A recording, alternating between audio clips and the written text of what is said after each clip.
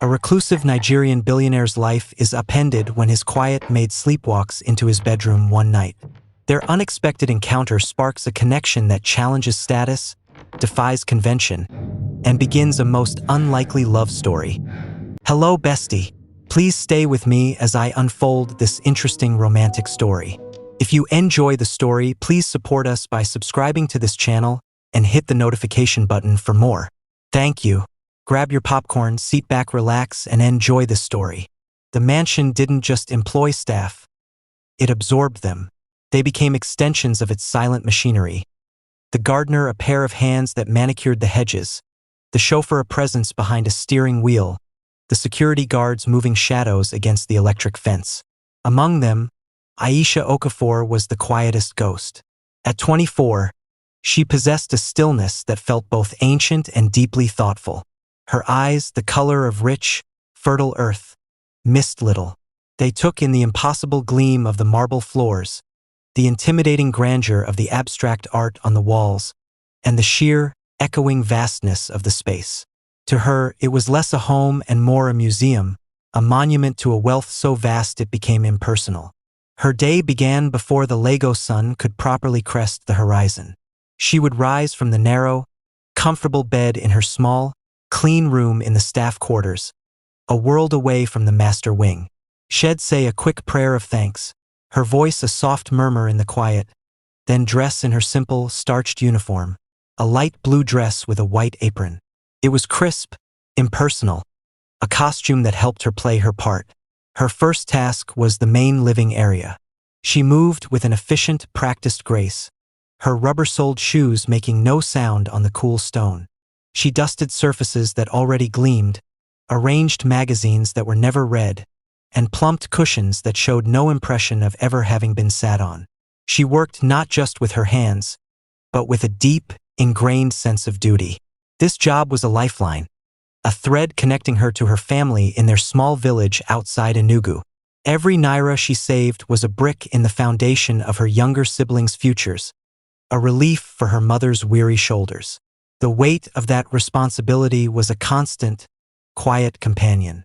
She had seen Oga Chinedu only in glimpses, a broad-shouldered silhouette disappearing into his study, the back of his head in the tinted windows of his departing Mercedes Maybach. He was a force of nature spoken of in hushed, respectful tones by the other staff. They talked of his sharp intelligence, his fierce temper in business, and his profound, almost tangible solitude. Mama Beezy, the head housekeeper who had been with him for 15 years, would sometimes cluck her tongue and say, "That house is too big for one man. It swallows his laughter." Aisha would simply listen, storing the information away, careful to never seem too curious. Her interactions with him were non-existent. Once, she had been polishing the balustrade of the grand staircase as he descended, talking sharply on his phone. She had pressed herself against the rail, making herself small, invisible.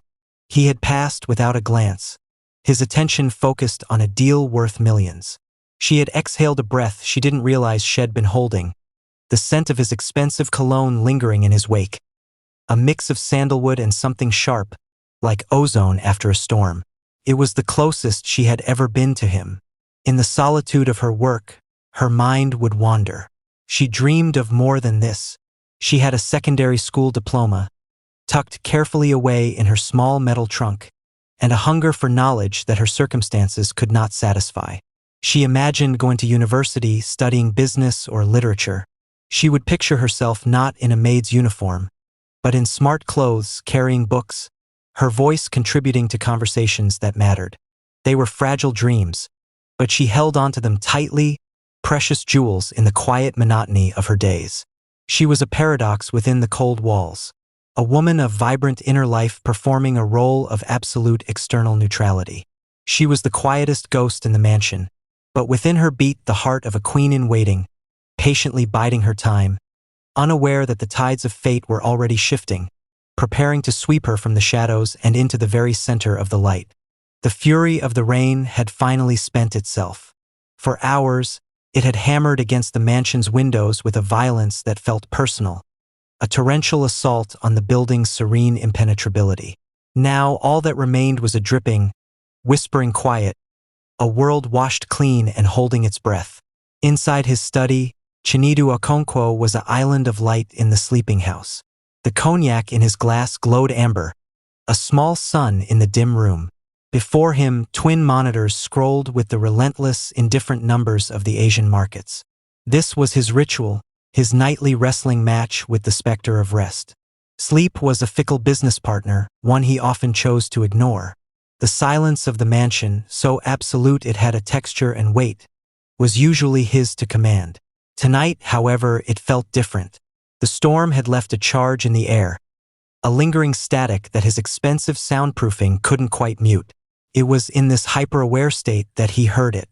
Not the drip of water or the hum of the central air, but a soft, utterly foreign click. It was the sound of his bedroom door opening. His head snapped up. Every muscle, trained by years of navigating high-stakes deals and the constant, low-grade threat of his wealth, went taut. No one entered his private wing at night. Not ever. The staff knew this as the first and most inviolable law of the house. His first thought was not fear, but a cold, swift anger. An intrusion. A failure of his security. A betrayal of protocol. He set the crystal glass down on the desk with a quiet, definitive click. Rising from his leather chair, he moved not like a startled homeowner, but like a predator investigating a disturbance in his territory. He crossed the thick Persian rug of his study and paused at the doorway that led to his bedroom. The scene that greeted him was so far removed from any threat he could have imagined that his mind, for a full 3 seconds, refused to process it. His bedroom was awash in an ethereal, silver-blue light. The clouds had parted, and a full moon streamed through the wall of windows, painting everything in monochrome. And in the center of this spectral stage stood Aisha. She was a statue carved from moonlight and shadow. Her simple cotton nightdress seemed to glow. Her feet, bare, were pale against the dark marble floor. She was perfectly still, her back to him, her head tilted as if listening to a distant, silent music. The anger drained from him, replaced by a profound and bewildered confusion. This was not an intruder. This was a somnambulist, a sleepwalker. He watched, mesmerized, as she began to move. There was a strange, fluid grace to her actions, a purpose that belonged entirely to the world of dreams. She glided towards his dresser, her hand outstretched. Her fingers, slender and pale in the light, did not fumble or search. They found the deep, polished grain of the African ebony and began to trace it, slowly, reverently, as if reading a story written in the wood. A story only she could decipher. A low, soft murmur escaped her lips. It was Igbo, the language of his own childhood. But the words were too faint, too slurred by sleep to make out. It was a secret conversation, a prayer offered to the moon. This was not the efficient, invisible maid. This was a woman utterly unraveled, stripped of all pretense and performance. She was vulnerability incarnate, and in the stark, beautiful honesty of it, she was breathtaking. Chinedu stood frozen in the doorway, a spectator to a sacred rite. He held his breath, afraid that the slightest sound would shatter the spell. He should wake her. He should guide her gently back to her room, preserve the professional distance that was the bedrock of their world. But the clinical part of his brain supplied a half-remembered fact. One should not startle a sleepwalker. And so he did nothing. He simply watched as the ghost of his maid, guided by a logic he could not fathom, turned from the dresser and moved towards his bed. A vast, low platform of dark wood and crisp white linen. With a sigh that seemed to carry the weight of all her waking world's silent burdens, she pulled back the duvet and slid in. She nestled into the pillow, her murmuring ceasing as her body relaxed into a deeper, more peaceful sleep. The rational course of action was clear. He would retreat to his study, spend the night on the sofa, and address this bizarre incident with clinical detachment in the morning. But as he turned to leave, his weight shifted. The ancient floorboard beneath the expensive marble tile, a single stubborn flaw in his perfect world, let out a low, groaning creak. The sound was a stone dropped into the still pool of the room.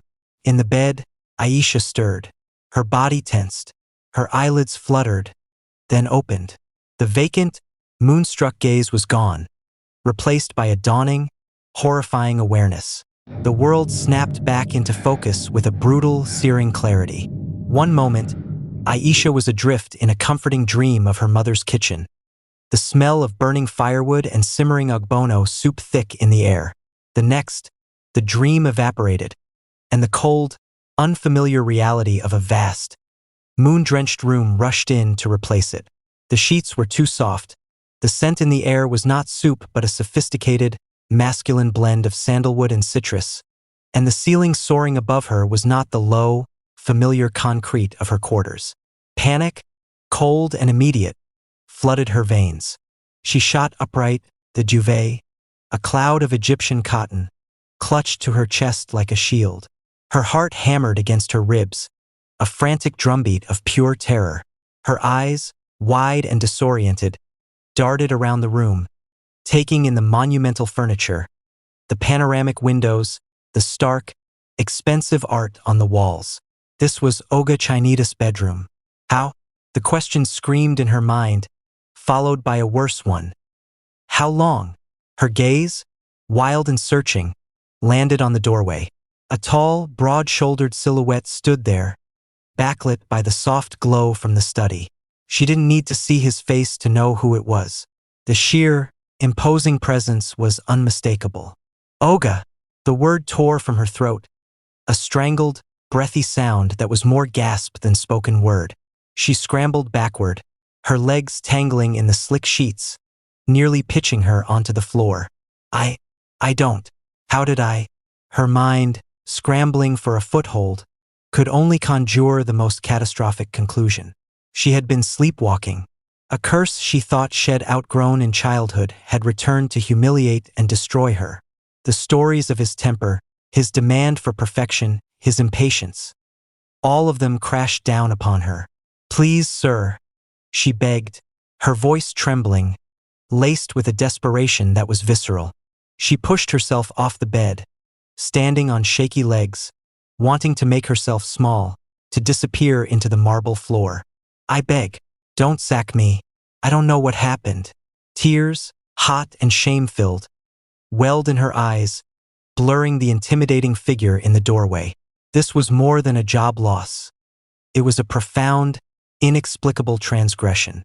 She had invaded the innermost sanctum of the most powerful man she knew. Chinidu watched the transformation. The ethereal moon goddess was gone, replaced by a terrified young woman on the verge of collapse. The raw fear on her face was not an act. It was a gut-wrenching honesty that bypassed all the usual filters of his world. The sycophancy, the negotiation, the hidden agendas. This was pure, undiluted vulnerability. The last remnants of his own confusion evaporated, burned away by the heat of her panic. Any thought of protocol, of professional distance, seemed absurdly cold, even cruel. A powerful, unexpected urge to protect her surged through him, an instinct far older and more primal than his role as her employer. He took a step into the room, then another, moving slowly, as one would approach a spooked animal. He kept his hands visible, open, non-threatening. "Aisha," he said, and his voice was not the voice of the billionaire CEO. It was lower, softer, a tone he hadn't used in years, perhaps not since comforting a much younger relative a lifetime ago. It was meant to soothe, to calm. "It's all right." She flinched slightly as he drew nearer, bracing for the shouted reprimand, the cold dismissal. But it didn't come. "You were sleepwalking," he continued, his voice a steady anchor in the storm of her humiliation. "That's all. You did nothing wrong." He was close now. He could see the tears tracing silvery paths down her cheeks in the moonlight. He could see the fine tremor in her hands as she clutched the neck of her nightdress. Without thinking, acting on an impulse that felt as natural as breathing, he reached out. He didn't touch her arm or her shoulder. His thumb, gentle and sure, brushed away the tear track on her cheek. The touch was electric. For Aisha, it was a shock that short-circuited her panic. It was not the touch of a master to a servant. It was something else entirely. It was intimate. It was kind. It was a connection that bypassed the rigid hierarchy that defined their entire relationship. The fear in her eyes began to recede, replaced by a dazed, bewildered wonder. For Chinedu, the sensation was equally profound. Her skin was softer than he could have imagined. The simple human act of wiping away a tear felt more real, more significant, than any multi-million-dollar handshake had engaged in that week. He saw her, truly saw her, not as the quiet ghost who cleaned his house, but as Aisha, a woman of depth and feeling, standing before him in a moment of perfect, unguarded truth. The air between them thickened, charged with a new and potent energy. The vast space of the bedroom seemed to shrink, pulling them into its own intimate universe. The reasons this was impossible, the rules it was breaking, the complications it would invite, all of it faded into a distant hum. He was no longer her Oga. She was no longer his maid. He was just a man. She was just a woman. He leaned in slowly, giving her every opportunity to pull away, to re-establish the boundary his touch had just dissolved. She didn't move, her breath hitched, her wide, shimmering eyes holding his. He leaned in and she met him halfway. Their first kiss was not one of conquest, but of mutual discovery. It was a silent question and a silent answer, a bridge built across a chasm of inequality in a single, moon-drenched moment. It was the end of one world and the breathtaking, terrifying beginning of another. The kiss was not an ending, but a detonation. It shattered the last remaining pane of glass in the invisible wall that had stood between them. For a long moment afterward, they remained frozen, foreheads resting together, breathing the same charged air, as if afraid that moving would make the spell break and the world, with all its rules and consequences, come crashing back in. It was Chinedu who moved first, but not away. He pulled back just far enough to look into her eyes, his hands coming up to cradle her face. His thumbs stroked her cheeks, wiping away the last traces of her tears. The fear in her eyes had been replaced by a dazed, bewildered wonder, a reflection of the tumult he felt roaring inside his own chest. "No regrets," he whispered, his voice rough with an emotion he couldn't name. It was a command, but not to her. It was a vow to himself, to this moment, to the undeniable truth of what had just happened. Aisha could only shake her head, a minute, trembling movement. Words were beyond her. Her mind was a whirlwind, trying to reconcile the man before her, the one whose touch was so devastatingly tender, with the formidable Oga whose presence usually made the staff straighten their uniforms and look at their feet. He took her hand, his fingers lacing through hers. His grip was firm, warm, real. He led her not back to the bed, but out of the bedroom, through the silent study, and into the vast, darkened kitchen. The mansion was still asleep around them, their secret held within its walls. He released her hand and moved to the massive stainless steel refrigerator. "We should eat," he said, his tone now practical, yet still soft. It was a bizarre, anchoring statement in the surreality of the hour. Aisha stood frozen by the central island, watching as the billionaire, the titan of industry, rummaged in his own fridge. He emerged with eggs, tomatoes, peppers, and a container of leftover jollof rice. He found a pan and set it on the induction hob with a quiet clang. The normalcy of the action broke her paralysis. "Let me, Oga," she said automatically, taking a step forward, her training overriding the strange intimacy of the moment. He turned, a faint smile touching his lips. "Chinedu," he said. "My name is Chinedu, and tonight you are not my staff. Tonight we are just two people who cannot sleep." The use of his first name felt like a greater intimacy than the kiss. It was a deliberate stripping away of his title, his armor. He was abdicating his power and inviting her to meet him on level ground, if only for these few stolen hours. Hesitantly, she joined him at the counter. He began to chop tomatoes with an efficient, if slightly unpracticed, hand.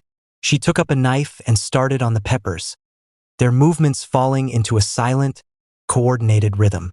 The only sounds were the sizzle of oil in the pan, the chop of knives on the board, and their own breathing. And then they talked.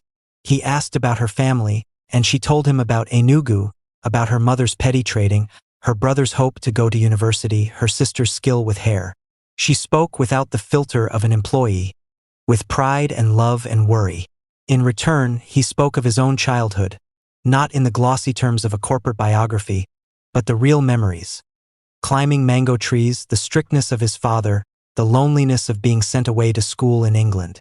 He cracked eggs into a bowl, and she seasoned them with a pinch of salt and a dash of pepper she found in the cupboard. He told her about the pressure of his empire, the weight of thousands of employees depending on his decisions, the isolation at the top. She listened, truly listened, and he found himself saying things he hadn't even acknowledged to himself. They ate the simple scrambled eggs and reheated jollof rice at the kitchen island, sitting on stools beside each other. The food was humble, a stark contrast to the chef's elaborate creations that usually graced his table. It was the most delicious meal he could remember having. As the first faint hint of dawn began to bleed into the sky, turning the windows from black to deep indigo, the spell began to weaken. The real world waited just beyond the horizon. Chinedu looked at Aisha, her features softening in the pre-dawn light. The vulnerability was still there, but it was now shared, a bridge between them rather than a chasm. "What happens now?" she asked, her voice small. The fear was returning, not of him, but of the daylight. He reached for her hand again. "I don't know," he admitted, his thumb tracing circles on her palm. It was the most honest answer he could give. "But this," he said, gesturing between them, to the empty plates, to the intimacy that hung in the air. "This is real, and we will not hide from it. We will face whatever comes. Together." The words were a promise. The fortress had not just been breached. The king had willingly opened the gates and handed the keys to the quietest ghost in his court. The night was over, but their story had only just begun. Dawn did not arrive gently. It was an insistent, bleaching light that crept across the polished floors, exposing the night for the fragile dream it had been. The intimate darkness that had hidden them was retreating, and with it, the magic that had made the impossible feel natural. Aisha awoke first. The unfamiliar weight of the duvet, the profound softness of the mattress, and the distinctive scent of Chineda's cologne on the pillow beside her. It all rushed back in a disorienting wave. For one blissful second, she was wrapped in the residual warmth of the night. Then memory returned with the force of a physical blow. She was in Oga Chineda's bed. Oga Chinedu, who was sleeping soundly beside her, his breathing deep and even. Panic, colder and sharper than the one that had seized her hours before, lanced through her. The tenderness of the night, the whispered conversations in the kitchen, the feel of his hand in hers. It all now seemed like a beautiful, reckless insanity. What had they done? She slipped out of the bed with the stealth of a thief, her heart hammering. Her cotton nightdress was crumpled. She smoothed it down, a futile attempt to restore some semblance of order. She needed to get back to her room before the house stirred, before Mama Beezy started her rounds, before the world saw the evidence of her transgression written on her face. She had almost reached the door when his voice, husky with sleep, stopped her. "Aisha." She froze, her hand on the cool metal of the door handle. She couldn't turn around. She couldn't face him in the cruel clarity of morning. She heard the rustle of sheets as he sat up. "Look at me." It was not a command from her boss. It was a request from the man she had shared scrambled eggs with. Slowly, she turned. He was propped on one elbow, the sheet draped around his waist. The morning light carved the lines of his torso and highlighted the thoughtful, unguarded expression on his face. He looked younger and utterly at peace. "No regrets," he said, his voice firm, echoing his promise from the night before. "No apologies. Come here." The distance between the door and the bed felt like a mile-long tightrope. Every step was a battle between instinct, the ingrained need to flee, to preserve the old order, and the terrifying pull of the new world he was offering. She finally reached the bedside, her eyes downcast. He reached out and took her hand, his thumb tracing circles on her wrist.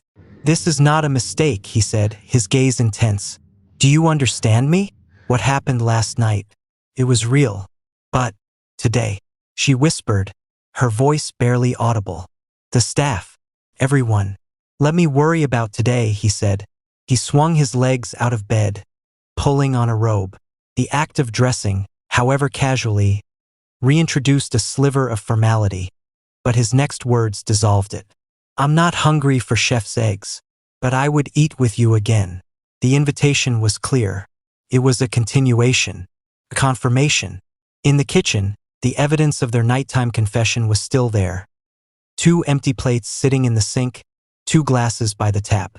The sun was now fully up, casting long, bright bars of light across the room. Felt different, exposed.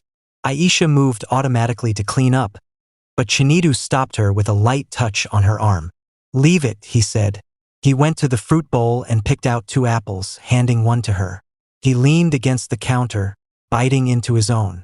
It was a simple, shared breakfast. No cooking, no pretense. They ate in a comfortable silence that was nonetheless thick with unspoken questions.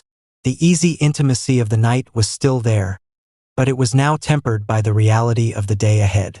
They were 2 co-conspirators, savoring the last moments of a secret. Finally, Aisha knew she had to go.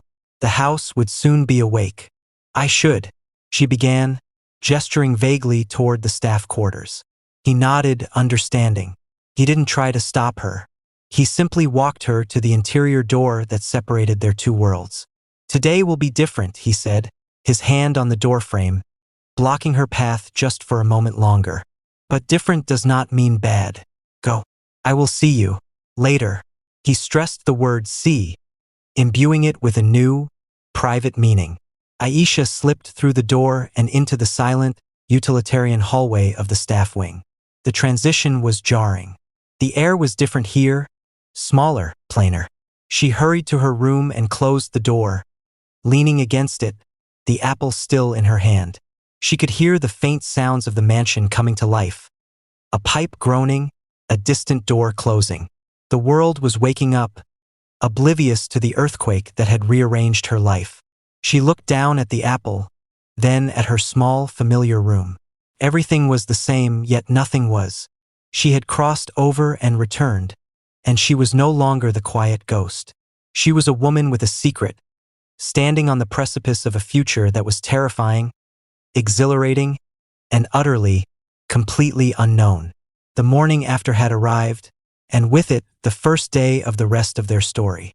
The mansion, Aisha quickly learned, was not made of marble and glass, but of ears and eyes. It was a living organism, and its nervous system was the staff. A secret was a foreign body, and the organism was already working to identify and expel it. The change was subtle, a shift in the atmospheric pressure of the house. It began at breakfast. Chinedu, who always took his morning coffee and fruit plate in the formal dining room while scanning the financial news on his tablet, was not at his usual place. Instead, Aisha, carrying a stack of fresh linens, saw him through the half-open kitchen door. He was leaning against the central island, dressed for the day in an impeccably tailored navy suit, drinking coffee from a simple mug. He was talking to the French chef not about the menu, but about the storm damage to the garden. It was a small thing, a trivial thing, but it was unprecedented. Olga did not linger in the kitchen. His eyes flickered up as she passed, and the connection was instant and electric. It was just a glance, a fraction of a second too long, but it was enough. Aisha felt her cheeks grow warm and she hurried down the hall, her heart thudding. Mama Beezy was in the laundry room, her stout arms folded over her broad chest. The master was in the kitchen, she stated, her voice neutral, but her eyes, sharp and knowing, missed nothing. I saw, Aisha replied, keeping her voice even, focusing on sorting the towels. He never goes in the kitchen, Mama Beezy pressed. Not unless there is a problem with the food. Did you hear if there was a problem with his breakfast? No, Mama, I did not. The older woman hummed, a non-committal sound that was heavy with implication. The evidence mounted in tiny, seemingly insignificant increments. That afternoon, Chinedu emerged from his study while Aisha was dusting the bookshelves in the main living area. This in itself was not unusual. What was unusual was that he didn't simply pass through. He stopped. Aisha, She nearly dropped her duster. Yes, Olga?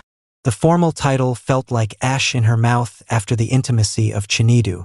The flowers in the foyer, he said, his tone businesslike, but his gaze was soft. The orchids, they look very well. It was the most absurd, unnecessary comment. She'd been arranging the same flowers every week for months. Thank you, sir, she murmured, her eyes fixed on a first-edition copy of Things Fall Apart. He lingered for a moment longer than necessary before nodding and walking away. From the hallway entrance, Kemi, the young junior maid, watched the entire exchange, her eyes wide. By the next day, the whispers had found their voice. Aisha was polishing the grand staircase banister when she heard them. Two of the gardeners were outside the window, their voices carrying through the slight crack shed opened for fresh air. Saw him myself, standing right there while she worked, just watching. Maybe he was checking her work, ensuring she is thorough? A low chuckle. That kind of thoroughness I would not mind from my boss either. The other gardener shushed him. Careful, but it is strange. Mama Beezy says he asked for akara and oji for his breakfast yesterday. When has he ever asked for that? Aisha's blood ran cold. Akara and oji was what they had eaten together that first morning. It was a message, a secret gesture from him. And it had been noticed. The most direct confrontation came from Kemi. She cornered Aisha in the supply closet, her face alight with gossipy curiosity. Aisha, Baiko, tell me something, she began, her voice a conspiratorial whisper. Is it true? Is what true? Aisha busied herself counting bottles of glass cleaner, her back to the younger girl. That Olga is sweet on you. Aisha spun around. Kemi, that is a dangerous thing to say. But people are saying it. Kemi insisted. They say he looks at you differently. They say he finds reasons to be where you are. Even the driver said the atmosphere in the car yesterday was lighter. Aisha felt the walls of the small closet closing in. The secret, their beautiful, fragile secret, was becoming a public spectacle. It was being dissected, analyzed, and trivialized by every member of the staff. They are bored and have nothing better to talk about, Aisha said firmly, pushing past her. Do not spread foolish gossip. You could get us both in trouble. But the damage was done. She could feel the eyes on her everywhere she went. Some looks were curious, some were envious, a few, like Mama Beezy's, were deeply worried. That evening, as she finished her duties, she found Chinidu waiting for her in the dimly lit gallery. The rest of the staff had retired for the night. He smiled when he saw her, a genuine, unguarded smile that made her stomach flip. I missed you today, he said quietly, reaching for her hand. Aisha pulled back gently. Chinidu, people are talking. He sighed, a flicker of annoyance crossing his features. Let them talk. It's not that simple, she pleaded. Mama Beezy, the gardeners, they see things. I pay them to clean my house, not to analyze my life, he said, his voice taking on the edge of the man who was used to command. But then his expression softened. He cupped her face. This is our life, Aisha, not theirs. We knew this would not be easy. He was right. They had known. But knowing a storm is coming and being caught in its first, biting winds are two very different things. The whispers were no longer just background noise. They were the first drops of rain, and Aisha feared the deluge that was to come. Their love had been born in a perfect, silent bubble. Now, the pressure from the outside world was beginning to build, threatening to pop it. The whispers became a constant, low hum in the background of Aisha's life, a persistent static that she learned to tune out. Chinida's strategy was one of defiant normalcy. He refused to skulk or hide, but his interactions with her in the open were masterclasses in plausible deniability. A comment on the weather spoken just a beat too long, a request for a specific book from his library that took her a few minutes to find while he was present. To an outsider, it was nothing. To Aisha, it was everything. But the true courtship happened away from the prying eyes and ears of the mansion. It began with a small, flat box left on her freshly made bed one afternoon. There was no note. Inside, nestled on a bed of tissue paper, was not jewelry or expensive clothing, but a latest model tablet. When she powered it on, the screen lit up with a single icon for a university's online portal. Her application for their business administration program, which she had only ever mentioned in passing that night in the kitchen, had been completed and prepaid for the first semester. She stared at it, her hands trembling. It was the most thoughtful, terrifying gift she had ever received. He hadn't given her a thing. He had given her a door. That evening, he found her in the gallery. "Did you find the tool?" he asked, his voice casual, as if inquiring about a new brand of polish. "Chinidu, I cannot accept this," she whispered, though her fingers itched to hold the tablet again, to tap on that icon and step into the future it promised. "It is not a gift," he corrected her smoothly, his eyes holding hers. "It is an investment. In you. I have sat across from many business leaders. You have more raw intelligence and integrity than half of them. It would be a waste not to cultivate it." His belief in her was a suit of armor. She accepted it. Their world became one of stolen moments and silent libraries. After the dinner hour, when the house was quiet, he would send a simple text. The library. Chapter 3. She would find him there, often in a high-backed leather chair, reading glasses perched on his nose, a fire crackling in the hearth. He would set his own papers aside, mergers, acquisitions, proposals, and pull a chair close for her. They would pore over her digital textbooks together. He was a brilliant, impatient teacher. No, forget that formula. Think of it like the market in your mother's village. If there are 10 people selling oranges and 100 people who want to buy, what happens to the price? He made complex economic theory feel like common sense. She, in turn, asked questions that challenged his conventional thinking, grounded in a reality he had long since left behind. But what if the people cannot afford the oranges, no matter how much they want them? Does the theory still hold? He would pause, look at her with a new kind of respect, and say, "A valid point, crucial one." The conversation soon spilled beyond her coursework. He dug out his old, beloved copies of Chinua Achebe and Wole Soyinka, and they argued about Okonkwo's tragic pride and the poet's metaphors for a nation.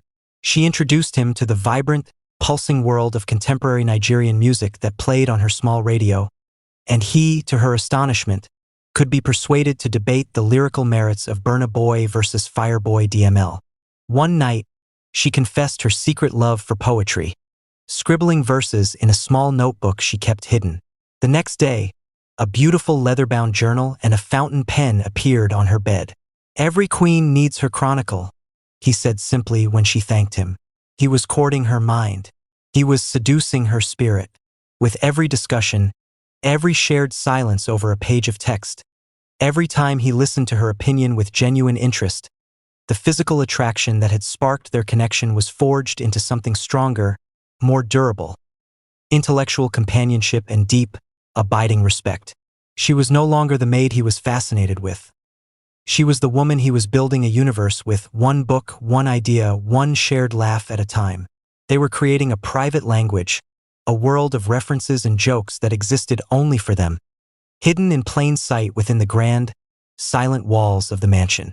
The outside world with its whispers continued to turn, but inside their bubble, the only thing that mattered was the next chapter, the next idea, the next moment they could steal to simply be Chinidu and Aisha, student and teacher, equals in the realm of the mind. The bubble was too perfect not to be tested.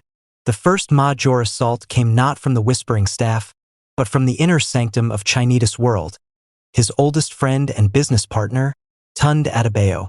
Tund didn't schedule a meeting. He arrived at the mansion unannounced, his presence a familiar force that the staff knew to usher directly into the study. Aisha saw him pass, a tall, broad man in a traditional agbada of navy and gold, his demeanor radiating the easy authority of someone who belonged. She felt a cold, not form in her stomach. She continued polishing the grand piano in the living room, her ears straining for any sound from behind the heavy teak door of the study.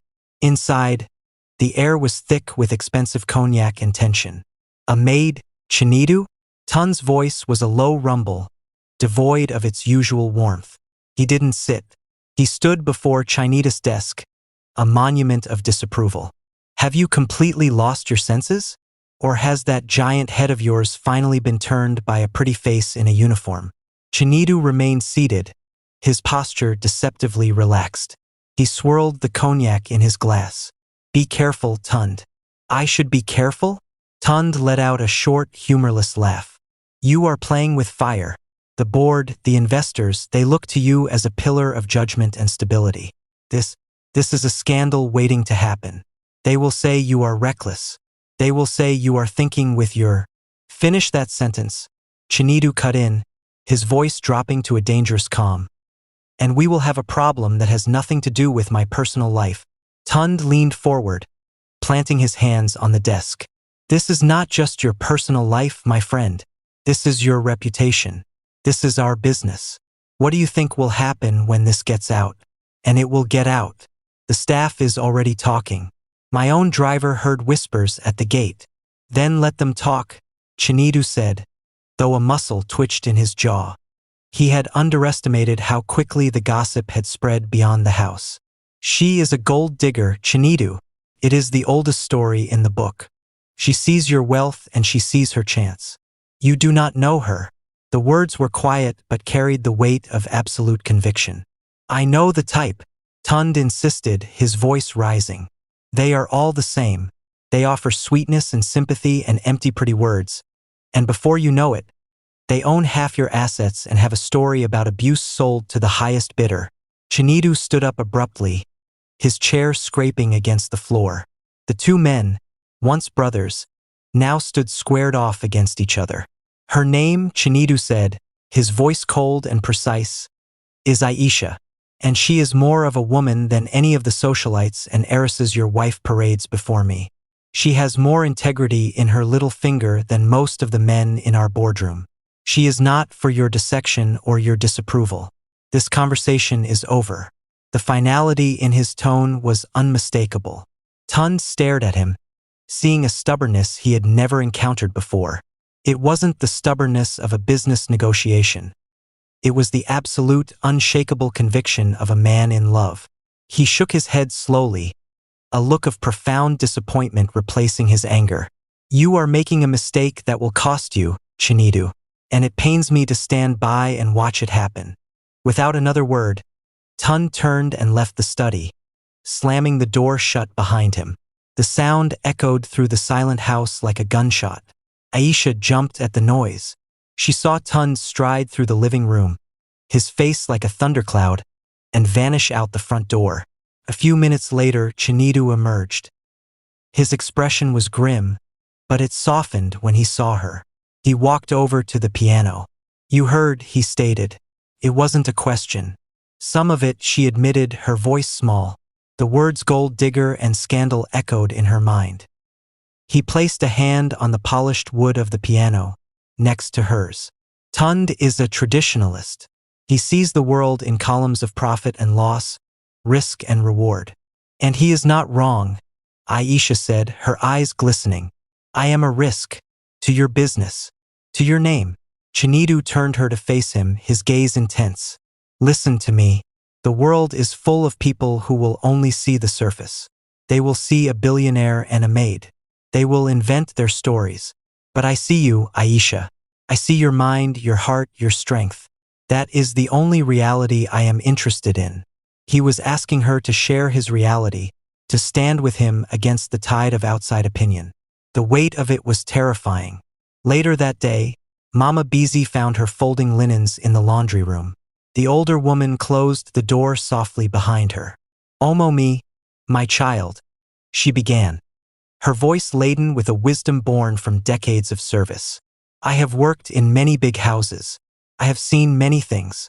This path you are walking, it is filled with thorns. Aisha kept her eyes on the sheets. I know, Mama. The master. Mama Beezy hesitated, choosing her words carefully. He is a good man, but he is a man of this world. His world is not our world. Today he fights for you, but tomorrow, next year, when his friends laugh and his business suffers, hearts can change. And when they do, it is never the master who is left with nothing. Her words were not malicious. They were a warning from the front lines. They were the voice of experience, and they echoed Tun's fears in a different, more painful dialect. That night, as Aisha lay in her bed, the two conversations warred in her mind. Tun's angry predictions and Mama Beezy's gentle warnings merged into a chorus of doubt. The beautiful, intellectual bubble they had created felt fragile, a beautiful illusion that the real world was already pressing against, threatening to pop.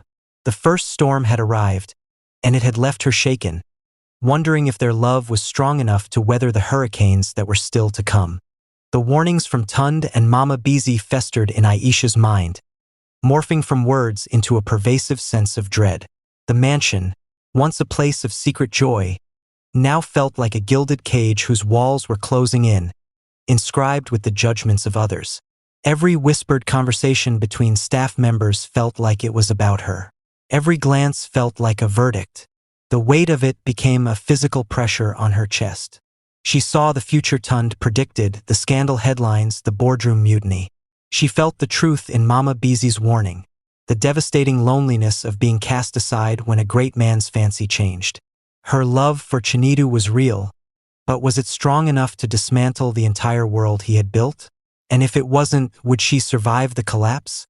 The fear crystallized into a terrible, self-sacrificing certainty.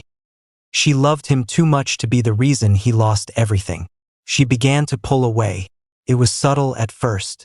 She started taking her breaks in her room instead of the kitchen, where he might casually wander in. When he texted the library, Chapter 7, she replied that she was tired and had to study alone. She stopped meeting his gaze in the halls, becoming again the quiet ghost he had first employed, efficient and invisible. Chinedu noticed the shift immediately. The light in her eyes that had worked so hard to ignite was being deliberately dimmed. He gave her space for 2 days, attributing it to stress from her studies or the lingering unease from Tun's visit. But on the 3rd day, he could bear the distance no longer. He found her in the garden, ostensibly deadheading roses. The afternoon sun was warm, but she seemed wrapped in a private chill. "Aisha," he said, his voice gentle. "Look at me." Reluctantly, she raised her eyes. The sadness in them struck him like a physical blow. "What is happening?" he asked. "You are 1,000 miles away." She looked down at the rose she had mutilated, its petals scattered on the soil. "Maybe that is where I need to be. Explain that to me." His tone was not demanding, but pleading. The dam broke. The words tumbled out, choked and desperate. "They are right, Chinedu. Tund is right. Mama Beezy is right. This cannot work. I am a risk to you, a liability. I love you too much to watch you lose your friends, your business, your respect because of me. It is better if I just go back to how things were, how they are supposed to be." She was trying to be strong, to offer him a clean escape, but a single tear betrayed her, tracing a path through the faint dust on her cheek. Chinedu listened, his heart breaking for her. He didn't interrupt. He let her pour out all the fear and doubt that the outside world had planted in her heart. When she was finished, trembling and spent, he stepped closer. He didn't touch her. He just stood there, forcing her to see the absolute certainty in his face. "So, you would make this decision for me?" he asked, his voice low and intense. "You would take the choice from my hands? You would decide that your love is not worth the fight?" "I am trying to protect you," she cried. "I do not need your protection," he said, the force in his voice making her flinch. "I need your faith. I need you to believe in me as much as I believe in you. Tun sees a risk. I see my future. Mama Beezy sees a master and a maid. I see the woman I love." He finally reached out, taking her hands, which were cold despite the sun. "You think I will lose everything? You are wrong. Without you, I have already lost. I will have this mansion, this business, and a lifetime of the same silence that was slowly killing me. Is that what you want for me?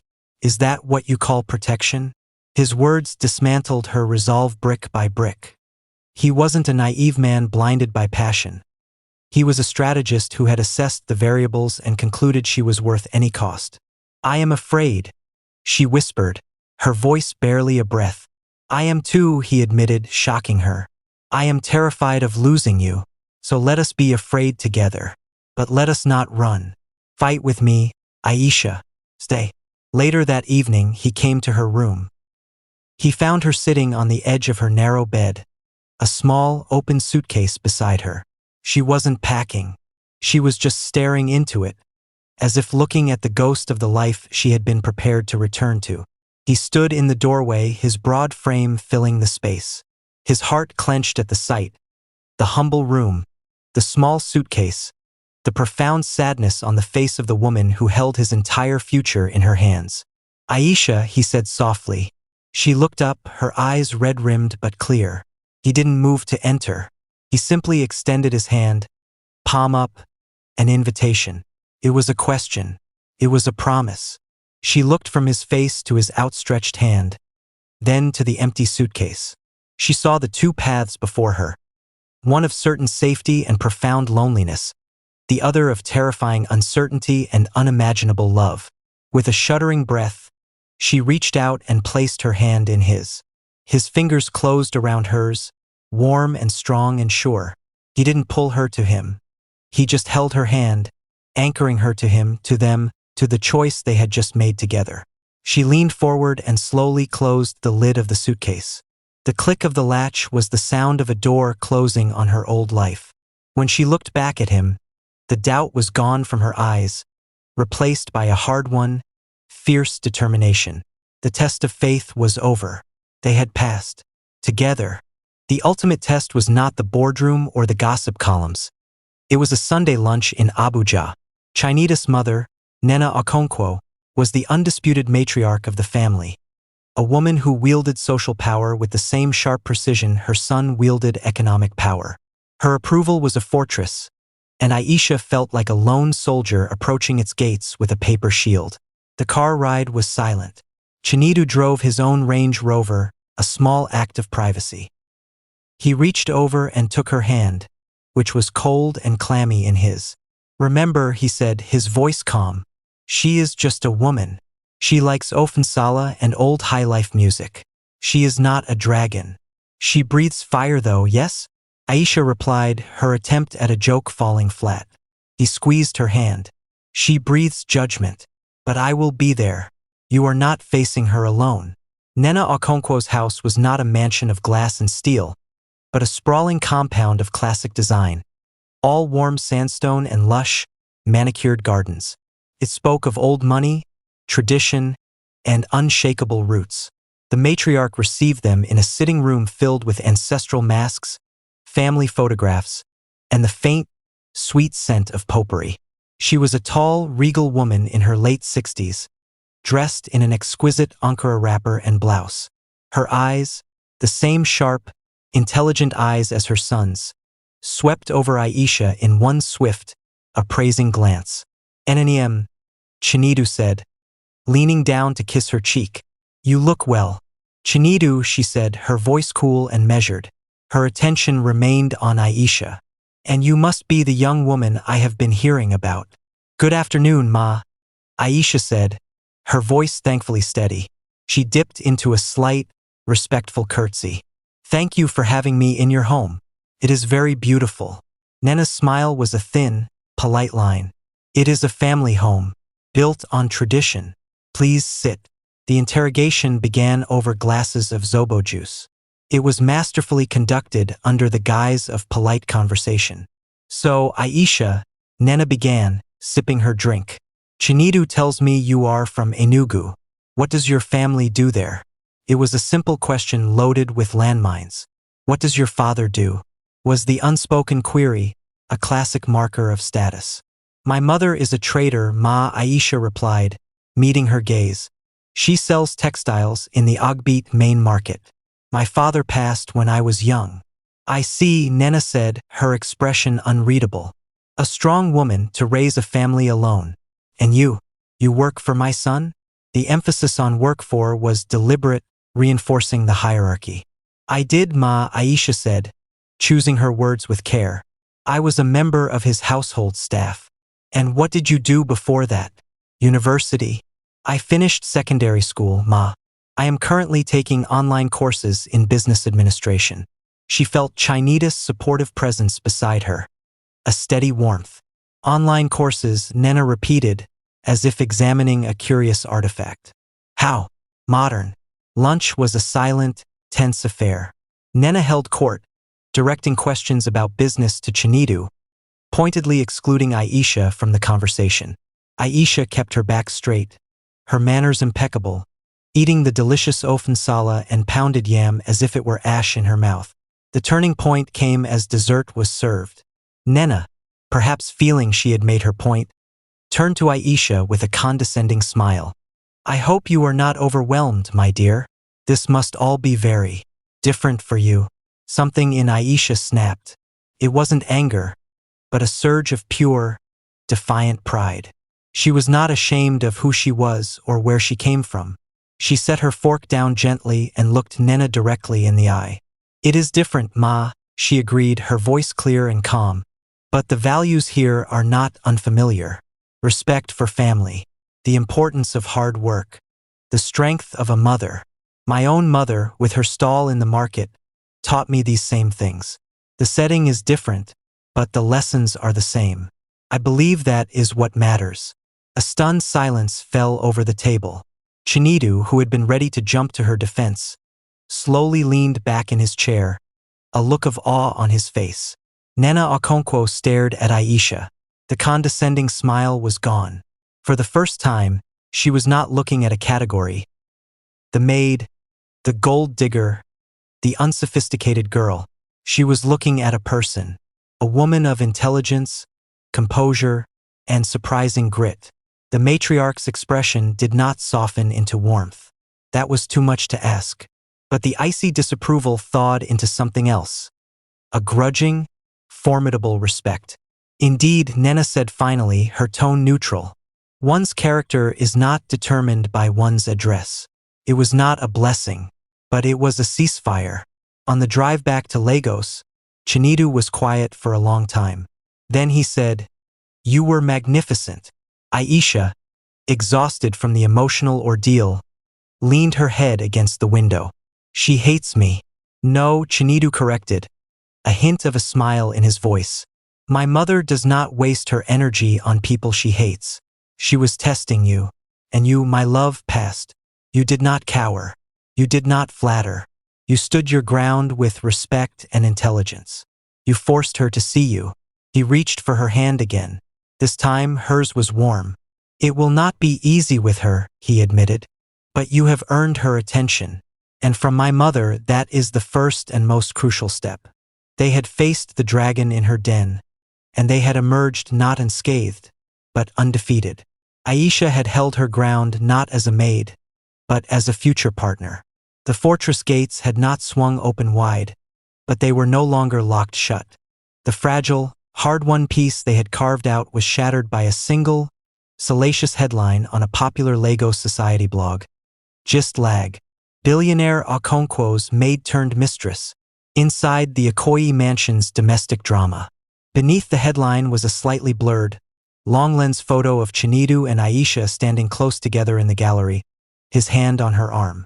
The article was a masterpiece of insinuation, weaving together exclusive reports from concerned staff about late-night library sessions, changed breakfast orders, and a certain maid's sudden elevation above her station. It painted Aisha as a cunning seductress and Chinidu as a powerful man led astray by a pretty face. Aisha saw it first.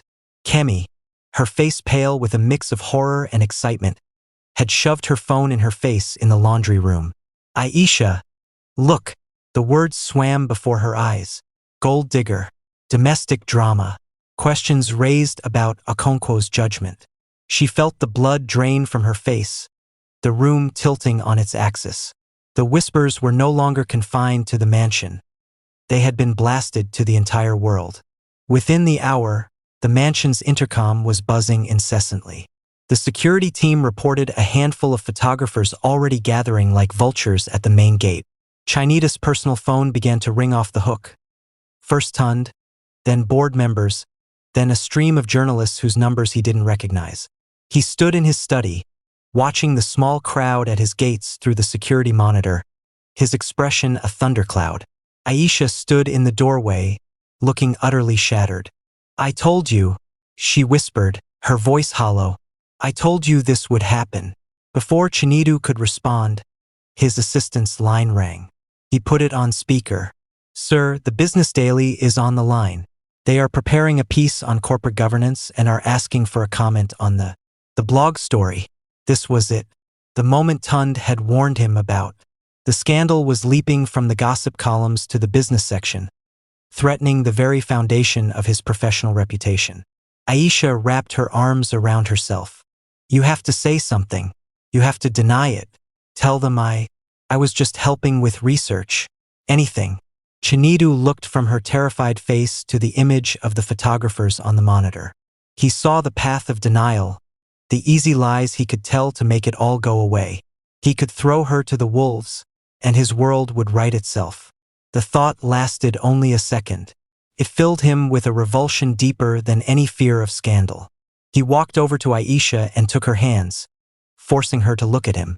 "I am not going to deny you," he said, his voice low and fierce.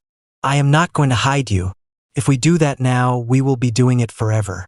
He turned back to the phone, his decision crystallizing into a cold, clear resolve. "Tell the Business Daily and every other outlet that calls that Okonkwo Group will be issuing a formal statement within the hour. No other comments." He hung up and began to pace.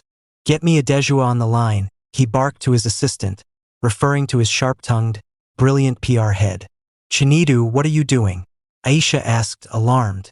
"What I should have done the moment Tund walked in here," he replied, his mind already racing ahead. "I am not playing defense. I am defining the narrative." 30 minutes later, he was on a conference call with a furious Adejua. "We need to control this," she said, her voice crackling with efficiency. "We issue a bland statement about respecting privacy and not commenting on personal matters." "No," Chinidu said, cutting her off. "We are not hiding. Draft this." Mr. Chinidu Okonkwo confirms he is in a respectful and committed relationship with Ms. Aisha Okafor, a woman of remarkable character and intelligence. His private life remains just that, private. He will be making no further comments on the matter and expects this privacy to be respected. His focus remains on leading Okonkwo Group and delivering value to its stakeholders. There was a stunned silence on the other end of the line. "Sir, that is a confirmation. It will fuel the fire. It will remove the oxygen from the fire," Chinidu countered. "It takes their trashy gossip and reframes it with dignity. They want a scandalous secret. I am giving them a simple fact. There is no story if there is no mystery and no shame." He ended the call, overriding her objections. The statement went out. The effect was immediate and electric. The blogosphere exploded with renewed energy, but the tone began to shift. Comment sections were flooded with a mix of outrage and support. Some praised his bluntness and his defense of his partner. Others decried his folly. Aisha watched it all unfold on her tablet, her heart in her throat. Then she found it. A post on a popular feminist blog had picked up the statement. The title was, "Billionaire confirms relationship with woman of remarkable character. Is this a love story or a power play?" The article debated the complexities but ultimately concluded, by refusing to be shamed and by publicly affirming her value, Okonkwo has, perhaps inadvertently, given his partner a powerful shield. The conversation is now about his choice, not her alleged scheming. She looked up at Chinidu, tears in her eyes, but this time, they were tears of relief. He had not just confirmed their relationship, he had publicly defended her character. He had stood before the entire world and called her remarkable. The photographers at the gate, finding no more salacious drama to feed on, began to disperse by the next day. The board members, though uneasy, were silenced by his unwavering confidence and the fact that the stock price, after a minor dip, had stabilized. The storm hadn't passed, but they had steered the ship directly through its eye. Chinidu had used his power not to hide their love, but to protect it. And in doing so, he had given Aisha the greatest gift of all, the courage to stop being ashamed and to finally, truly, believe she was worthy of standing by his side. 2 years. The whispers had not died, but they had been relegated to a distant hum, like the sound of Lagos traffic far below a penthouse suite. They had been tempered by time and by the undeniable, steady presence of Aisha by Chinita's side at the few public events they attended. The world had tilted on its axis, adjust, and finally accepted the new reality. The ceremony was not held in a grand cathedral or a luxury hotel. Chinidu had insisted on the mansion's gardens. "This is where our life began," Head said. "It is where we will officially start it." The gardens had been transformed. Where there had once been chaotic storm damage, there was now breathtaking order and beauty. Arches of lush white and purple orchids, a nod to that first arrangement Head complimented, stood against a backdrop of manicured hedges. Chairs draped in soft ivory fabric faced a simple floral arch under which stood a revered family elder. The guest list was small, a deliberate curation of their true world. On one side sat Aisha's family. Her mother, Mrs. Okafor, resplendent in a deep blue Achi outfit, her face glowing with a pride that seemed to light up the entire row. Her younger siblings, now better dressed and shining with opportunity, sat beside her, beaming. On the other side sat Chinita's mother, Nena. Her expression was not one of effusive joy, but of serene, dignified acceptance. She wore a regal outfit of gold and cream, and she nodded approvingly at the tasteful simplicity of the arrangements. The ceasefire had, over time and through Aisha's consistent grace, evolved into a firm, if still formal, peace. Tund was there too, sitting beside his wife.